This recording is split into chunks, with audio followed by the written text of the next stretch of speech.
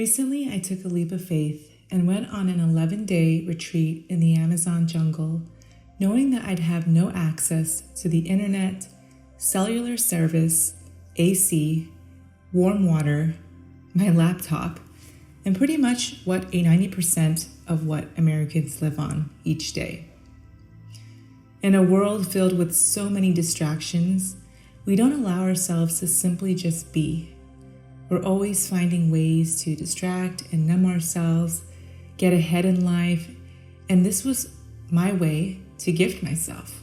It was a gift in the present. Here's what I learned in 11 days of silence, going off the grid and living off the land. Pain is inevitable, but suffering is optional.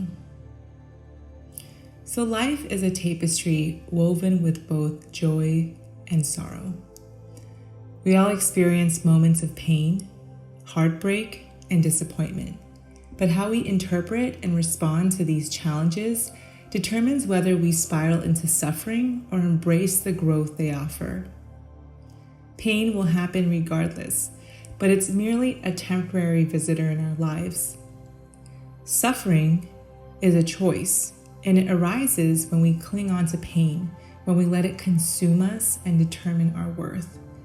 When we recognize pain as a teacher, then suffering dissolves. For instance, we took 20-minute saunas each and every day. Basically, we sat above a pot of boiling water on a wooden rack type situation and was covered in a tarp to keep the heat in. In the beginning, it was pretty painful for me.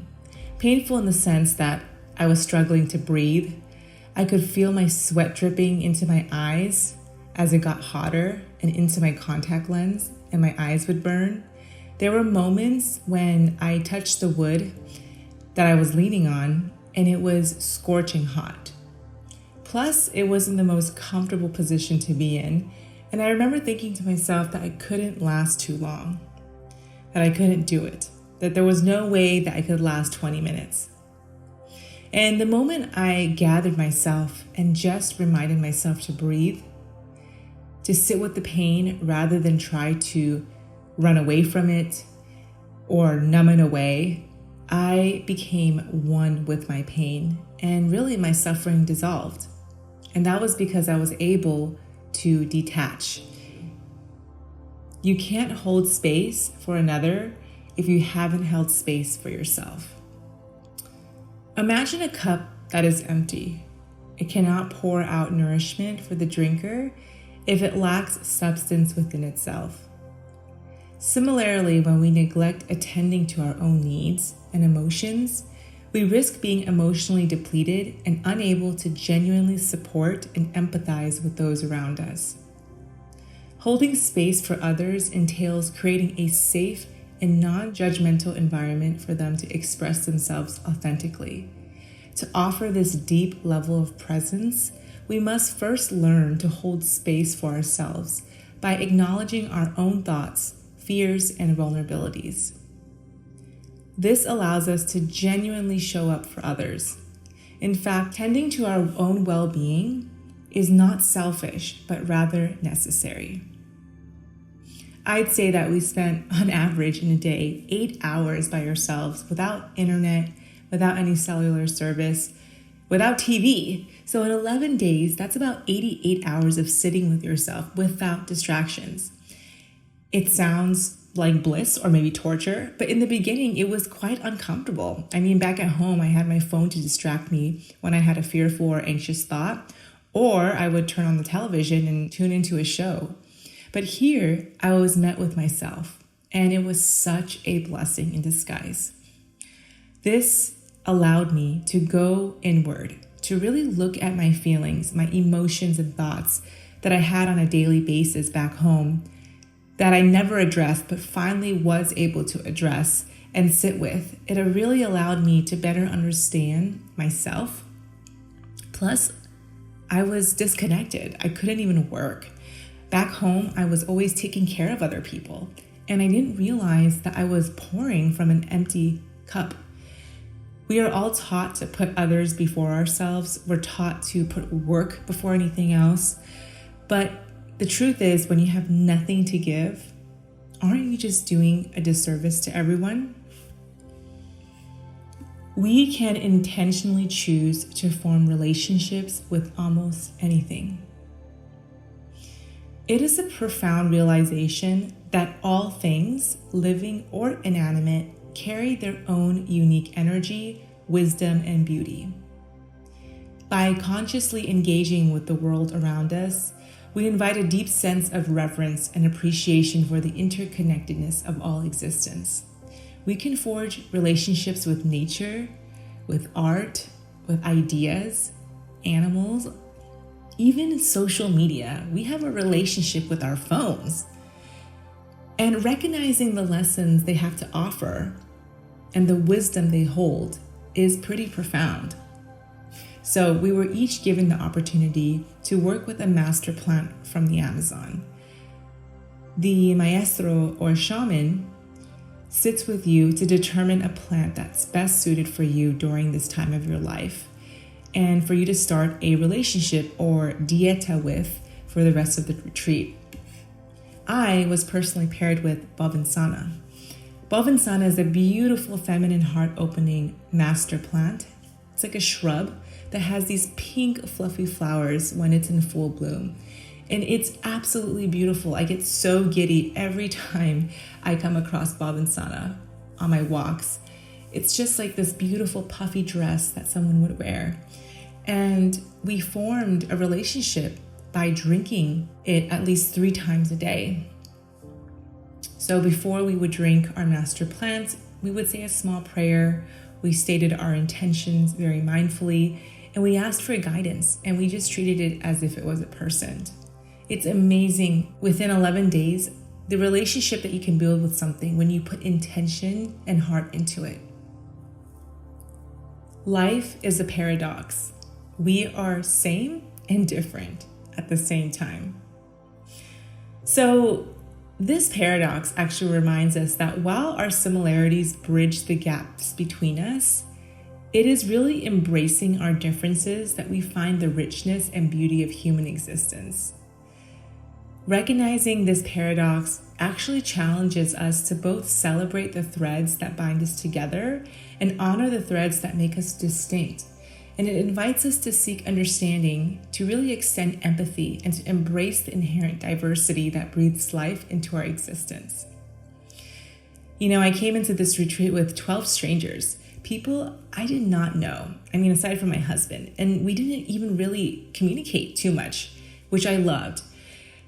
These people were from all over the world. We had Australia, we had New Zealand, we had London, the US. And it's interesting because we all came here for a similar intention, which is to really heal ourselves. All of our stories were so different. We came from different backgrounds. We went through different traumas that really made up who we are. But I find it so interesting that oftentimes we think that we're so different from others when really we're just the same. And that's the paradox of it all, right? That as humans, we are the same and we're different, all at the same time.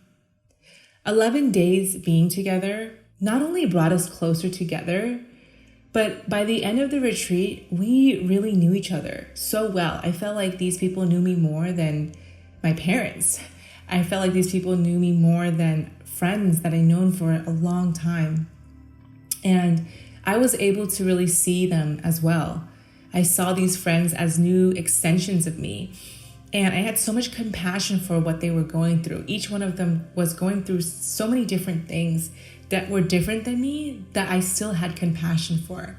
And I was able to see people open up like never before. And it was just really amazing. It was amazing. We were like a family. Nobody cared what the other person did for work. That was not even something that was brought up. There was no hidden agenda. It was just really a human-to-human interaction and experience. Mother Nature can truly heal you. So Mother Nature embodies a remarkable ability to heal and restore our well-being.